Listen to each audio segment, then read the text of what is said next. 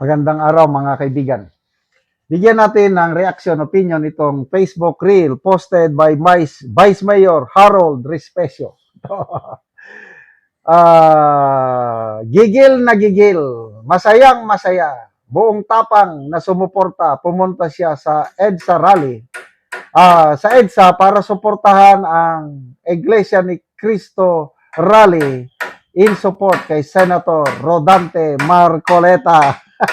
Pero pakinggan natin siya. Andito ako sa EDSA in support of Senator Marcoleta Maybay. Hindi tayo papayag na arestuhin si Senator Marcoleta dahil lamang pinamunuan niya ang investigasyon laban sa flood control mess. What? Hindi po tayo papayag. Nandito tayo, libo-libong tao na ang nandito sa EDSA at hindi kami aalis dito hanggat hindi ninyo iatras ang plano ninyong arestuhin ang aming favorite senator, Senator Marcoleta Maybay. I love you! I love you! Andito ako sa EDSA in support of Senator Marcoleta Maybay. Hindi tayo papayag na arestuhin si Senator Marcoleta dahil lamang pinamunuan niya ang investigasyon laban sa flood control mess. What? Hindi po tayo papayag. Nandito tayo, libo-libong tao na ang nandito sa EDSA at hindi kami aalis dito hanggat hindi ninyo iatras ang plano ninyo arestuhin ang aming favorite senator, Senator Marcoleta Maybay!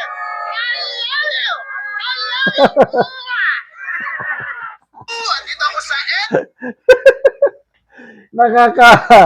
Nakakahawa ang nung tawag diyan. Yung kanyang enthusiasm, palaban talaga, walang takot. Salamat po, Vice Mayor Harold Respesio. Malala ko rin, panawagan ni General Puques yan. Ilocano, itong si Vice Mayor Vice Mayor Respesio, si General Puques, Ilocano rin yan. Pare-pares kaming Ilocano, pare-pares kaming sumuporta kay candidate BBM noon. Ba't lahat tayo, lahat kami may Ilocano na sumuporta na budol. Akala namin matino, akala namin katulad siya ng Marcos Sr. Alang wala. Instead na gamitin ang second chances na binigay sa kanya para para ibangon, para linisin ang dangal ng Marcos family. Anong nangyari? Lalo niyang pinasama, lalo niyang grabe. Ayan, nabudol. Hindi lang mga Ilocano, kundi Luzon, Visayas, Mindanao. Kala natin, bayan, babangon muli. But tignan nyo ang nangyayari sa ating bayan. Grabe. The worst nakawan sa history ng ating bansa. Kaya pala, yung unang executive order na pinirma ng Pangulo is buwagin ang Presidential Anti-Corruption Commission. Kasi ito pala, ang pangarap nyo ay pangarap ko. Pangarap. Grabe. So, ang issue ngayon dito is nakasentro kay Senator Rodante Marcoleta. Itutuloy nyo ang pag-aresto, pagpakulong sa kanya, tutuloy-tuloy din itong mga rally na ito. Sa lahat ng mga rallies na nangyari na laban sa Administrasyong Marcos, sa tingin ko ito na yung pinakamatindi. Kasi yung rallying point, matindi. Rallying point. Senator Marcoleta, ipapakulong. Hindi lang Iglesia ni Cristo ang mag-attend sa rally. Nanawagan si General Puques. Hindi siya Iglesia ni Cristo. Walang uwian, mga kababayan. Si Congressman Libestin nanawagan. Punta tayo. Hindi lang laban ito ng isang grupo, laban nating lahat.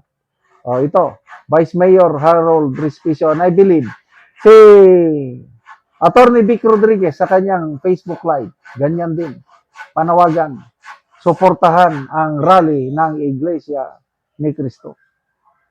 So, sige, tingnan natin.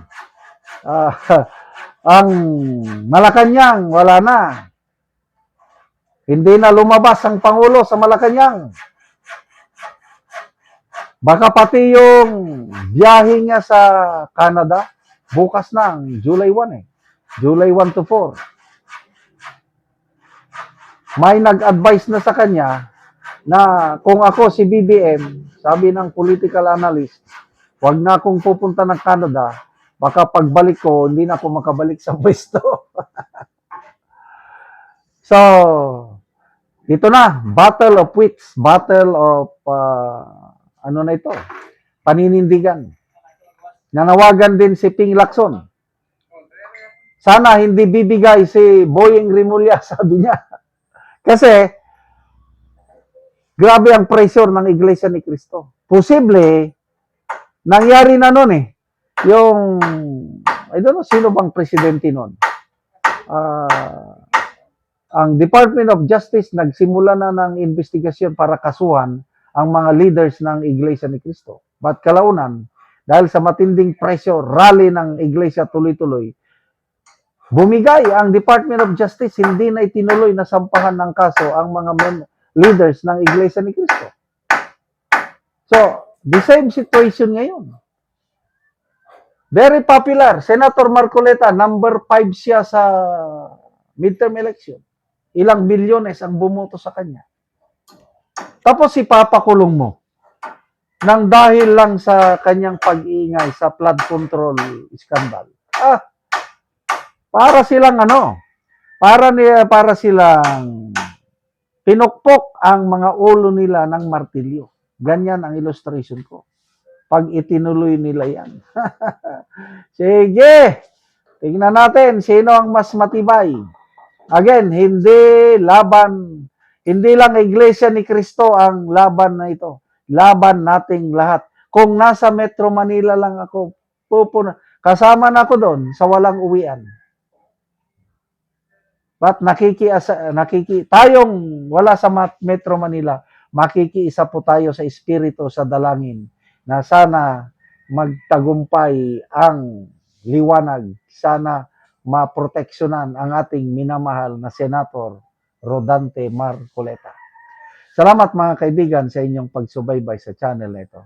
Nakakatulong kayo ng malaki sa tribong Talandig ng Bukidnon dahil ang income natin sa channel na ito is pantulong po sa tribo.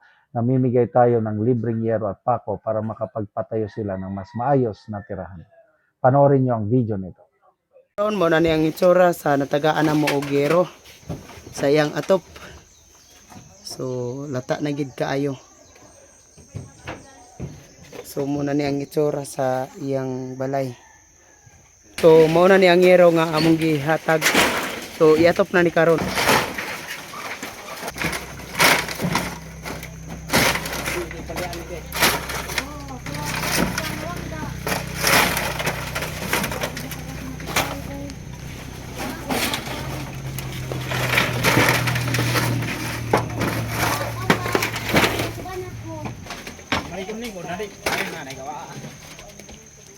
Okay.